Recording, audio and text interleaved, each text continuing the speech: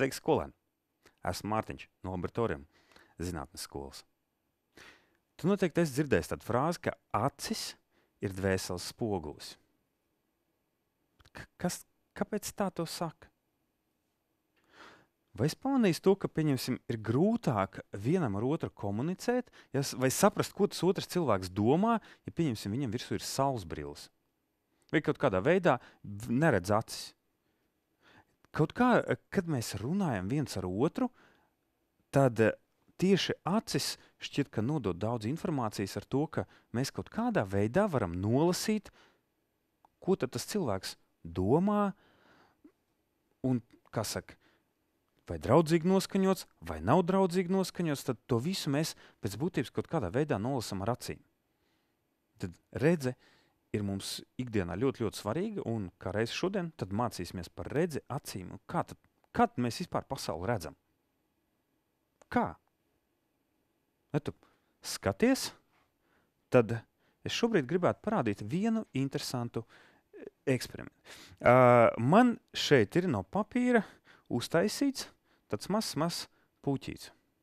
Bet pasties, kā tad tu to īsti vari redzēt? Ja, ja es pagriezīšu, ja, un tagad skaties, es griežu uz vienu pusi, bet kā tad griežās puķa galva? Tajā pašā virzienā. Bet tur nav ne motora. To dara tavas acis. Ja tad var redzēt, ja, ka tur tad vari. Bet tas ir vienkārši no papīra figūra. Kā tad tā var uzvesties?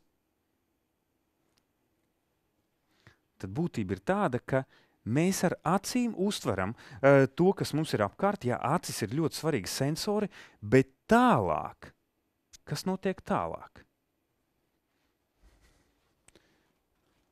Ja mēs pastīsimies, tad kā reiz mums ir objekts. Tā. Paņemsim rakstāmo. Mums ir objekts, un objekts mums nonāk, un mēs to varam redzēt acī iekšā. Ja tad mums veidojas attēls acī. Bet ļoti svarīgi tālāk, ka šis, objekts, ja mēs tā varētu teikt, nonāk līdz mūsu smadzenēm. Un sanāk, ka mūsu smadzenes, ja te kaut kāda daļa no mūsu smadzenēm apstrādā to, ko mēs redzam ar acīm.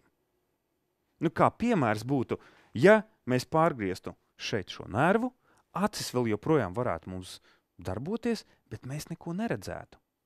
Jo vienkārši informācija nevar aiziet līdz smadzenēm. Tas nozīmē, lai mēs redzētu, ir svarīgs ne tikai acis, bet arī kā tā informācija nonāk līdz mūsu smadzenēm. Un lietas, kuras mēs ikdienā redzam, mums šķiet, ka tās izskatās, un tā ir tā realitāte, kurā dzīvojam. Un patiesībā tas rodas mūsu smadzenēs. Līdz ar to var rasties priekšstats par to, kādai jāizskatās pasaulē. Un ja pēkšņi kaut kas parādās citāds, jūs noteikti esat dzirdējuši par tām ilūzijām. Ja, tad kā reiz šis te mazais puķis, tā ir papīra ilūzija. Un mums vajadzētu būt šādam, bet izskatās tā. Tūlīt pastīsimies tuvumā. Kāpēc?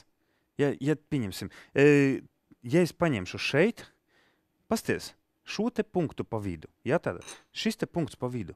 Mūsu smadzenes, ko parasti saka, kad loģiski, ka galvai jābūt izliektai uz āru, ja tad šādi te. Bet, pastīsimies tu plānā, ja es skatos, es tagad paņemšu un pagriezīšu.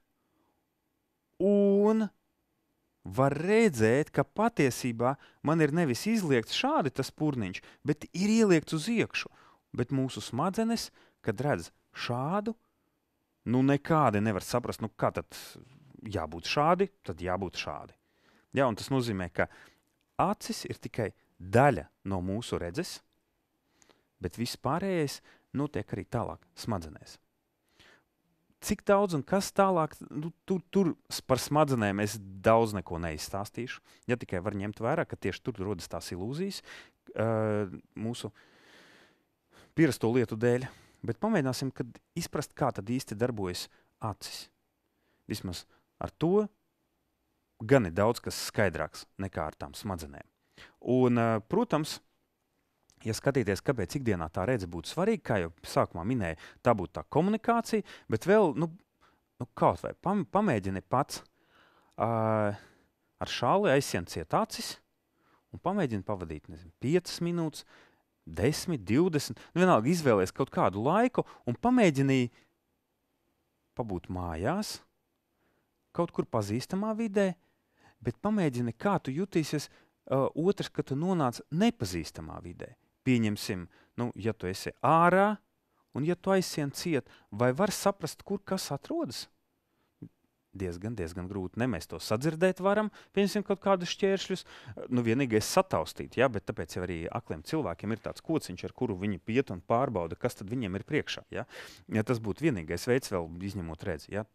Un, protams, lai mēs veiktu visādas darbības, tas pats dators, visur, kur ir nepieciešama daudzos darbos, tā redze ir ļoti, ļoti svarīga. Bet, labi, kā tad mums acis darbojas? Ja ieskatīties vienam, paskatīties acīs, pamēģini, vai brālim, māsai, vai tētim, mammai, ieskaties acīs, ja, vai draugam, kas varbūt turpat arī blakus solā. Tu ieraudzīs, ka acis iekšā ir kā bezdibens, kā melns. Ja mums, ja pastīsimies tūmā, ja, tad mums ir varavīksne apkārt un pavisam iekšā maza acis zīlīt.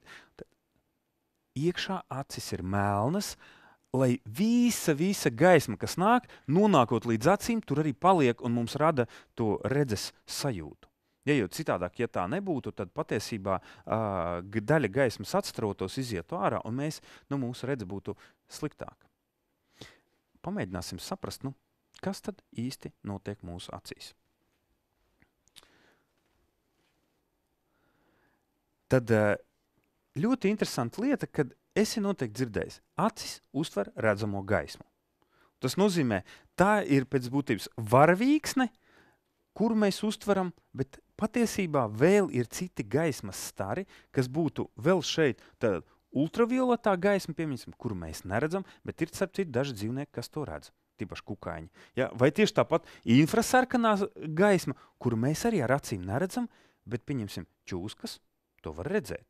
Ja, un līdz ar to mūsu redze ir ierobežota ar noteiktu gaismas spektru, kas der mūsu acīm. Un, ja pastīties tā, tad mums sanāk, tad kā reiz zīlīte, pamēģināsim pastīties, tā starp citu tāda ļoti jutīga daļa, kas rēģē uz gaismu. Ja, var pamēģināt šādi viens ar otru uztaisīt eksperimentu, ja paņemam acis un vienu aci, tā, es tūlīt izdarīšu tā, aiztaisam ciet, vienu aci aizklājam, un tad ir jāpagaida, lai tad, kad saskaitīt līdz 10 var, jā, tad atvērt vienu aci, un tad var redzēt, kāda man ir zīlīte šeit. Bet tad es tūlīt atvēršu arī otru aci un pastīsimies, vai tur var redzēt, ka tā zīlīte ir citādā izmērā. Un tā. Ja, un tad tā zīlīte mums noteikti, saņemot gaismu, sašaurinās un tums atkal izplešas, lai varētu labāk to gaismu uztvert. Pēc būtības līdzīgi kā fotoaparāta diafragma. Es pat vēl drīzāk pamēģināšu tūlīt, ziniet, varbūt esat redzējuši filmās, kad ar lukturīti, ja tādu iespīdina acī pārbaudīt, vai strādā vai nē. Un tad redz, ka normālam cilvēkam acs zīlīte reaģēs uz gaismu, es tūlīt pamēģināšu iespīdināt sev acī. Varēja redzēt, kad sriktīgi sašaurinās noteikti. Ja? Un, attiecīgi, ja cilvēkam ir kaut kādas vielas organismā, kuras atrofē, ja to tad padara nejūtīgu aci, tad tajā brīdī nereaģē. Dabiski cilvēkam uzreiz acis zīlītes reaģē ļoti labi uz to, kas mums ir. Īstenībā ne tikai uz gaismu, bet pat uz kaut kādu stresu, uztraukumu arī var nolasīt pēc acis zīlītēm, vai cilvēks domā vairāk vai mazāk, zinātnieki pie tā daudz pēta. Un, ja mēs skatīsimies tālāk, tad mums sanāk gaisma no objekta, kas mums ir šeit, nonāk iekšā, bet interesanti, ejot cauri lēcai, šeit gaisma apgriežās kājām gaisā, un rezultātā mūsu tad jau iekšā acī attēls ir apgriezts kājām gaisā.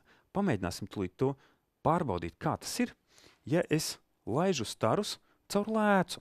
Tad man šeit ir, kā saka, acis modelis.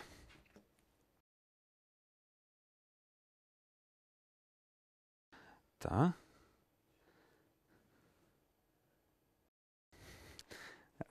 Mēs paņemsim vēl arī šo.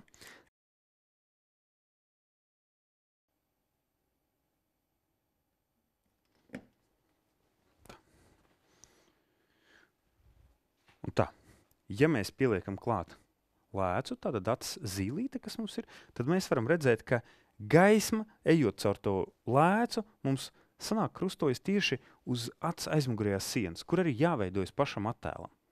Ja, un ja, pieņemsim, šāda te lēca nestrādā pilnvērtīgi, tad noteikti var ieraudzīt citu attēlu. Šeit, pieņemsim, es uzliekot brilles, es varu tad ar citu lēcu, es varu redzēt, ka man sanāk gaismiņas krustojās tie stari citā vietā. Un šeit veidojas attiecīgi izplūdes attēls.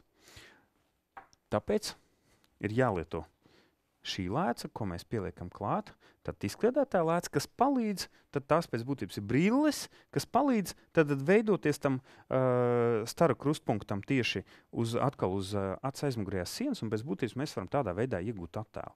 Kā saka, man pieņemsim personīgi pašam ir vajadzīgas brilles ar mērķi, lai varētu labi redzēt.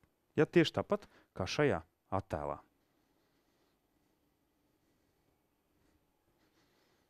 Sanāk, ka pēc būtības gaismas stari, kas iet, acis mainoties acis zīlītei, tad mēs varam nofokusēt tādā veidā, lai mums attēls veidojas tieši uz acis aizmugurējās sienas. Starp citu, šī iemesla dēļ, skatoties uz tālākiem objektiem, mums acis zīlītes būs saspringzinājums 1, un skatoties uz tuviem objektiem, mums acis saspringzinājums būs cits. Ja, līdz ar to sanāk tā, lai mēs varētu trenēt muskuļus, ja tāpēc arī starp citu redzes vingrinājumi, kad jāskatās kādu brīdi uz tālu objektu, tad pavisam tālu, kaut kur pļāva, tur vēzari, teiksim, pieiet pie un tad skatās šitā te, ja, un tad tur.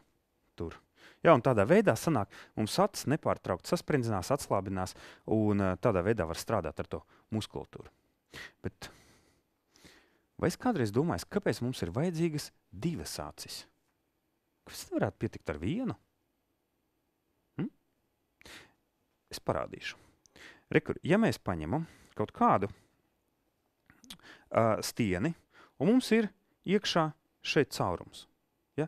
Ar 2 acīm mēs, starp citu, ja tu paņemsi to priekšmetu sev priekšā, jebkādu, krūza zīmulas, pildspalva, jebkas, ja tu aiztaisīsi 1 aci, un nekustinot galvu, tad nomaini ar citu un pamēģini šādi te mirkšķinot 1 aci, 2 aci, tad tu pamanīsi, ka patiesībā šo priekšmetu tu redzi nedaudz atšķirīgu, jo no katras acis ir cits leņķis. Rezultātā mēs tādā veidā varam ieraudzīt, ka objekts ir telpisks. Nu, un tad pamēģini, pieņemsim šeit, es redzu, ka man magnētiņi šie iet iekšā, ja? Un tagad man vajadzētu ar izstieptām rokām, tā te nedaudz, es pamēģināšu izdarīt šādi. Es aiztaisīšu ciet 1 aci, pakustinu rokas, ja, un tagad man sanāk tā, man zūd izjūta, cik tālu man priekšmets atrodas, un tagad, ja es gribu salikt tos iekšā, es pamēģināšu, un man šķiet, ka es it kā lieku, bet rekur es garām aizlieku. Un garām, es redzu, ka tie atrodas man uz vienas līnijas, bet patiesībā attālumu noteikti ir daudz grūtāk, līdz ar to tāpēc ir vajadzīgs 2 acis. Ja, un ja ir 2 acis, tad hop, un es varu precīzi ielikt iekšā tur, kur man vajag. Ja? Tādā veidā, tāpēc arī ir vajadzīgs 2 acis, lai mēs varētu labi noteikt to attālumu. Starp citu, vēl viena lieta, 2 acis palīdz redzēt kaut kādu telpu apkārt. Tas, tā saucamais redzes leņķis, ja, apmēram, teiksim, ja es skatos, šobrīd es redzu šeit plaukstu ar tādu sānu redzi un šeit, ja, un tad man apmēram šādi, ja, tad, teiksim, tas redzes leņķis.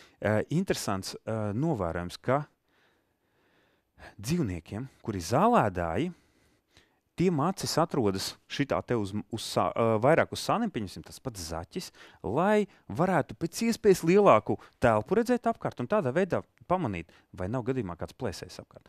Savukārt, pieņemsim plēsējiem, pieņemsim ērglim, ir ļoti izteikta redze tieši uz priekšu, lai varētu novērtēt, kur tas medījums ir, un tad, kad ierauga, pieņemsim, ērglis, kaut kādu pelīti, mazu zaķīti, var ieraudzīt vesela kilometra attālumā.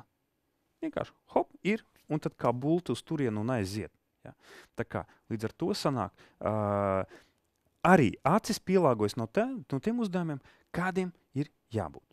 Bet pats svarīgākais, lai redze darbotos, ir jāizmanto pareiza aizsardzība. Un to tūlīt es arī vēlos tev parādīt. Tā. Un kas tad nu man ir noticis? Man ir visas bildītes uzkārušās. Tad mēs nē. Re, kur viss ir? Tad mums ir tad aizsardzība, ja brilles, ko jāvelk virsū, ja mēs strādājam, teiksim, ar kad varētu lidot kaut kādi puteklīši, kaut kādas skaidiņas, obligāti virsū brilles, jo citādāk ielidot iekšā var sabojāt redzi. Tālāk mums ir speciāli, teiksim, putekļu brilles, tad zemūdens, lai varētu nirt. Ja tad, ja mēs skatāmies, mums ir pat speciāli sejas maskas, kas varbūt, kad vairāk tās skaidas lido, ja, kas pasargā ne tikai acis, bet visu seju. Un šeit interesanti. Jūs noteikti zinat, ir saules brilles, bet speciālās laboratorijās arī izmanto šīs brilles ir paredzēts, lai lāzera stars neieiet acī. Tas pasargā no speciālas lāzera gaismas.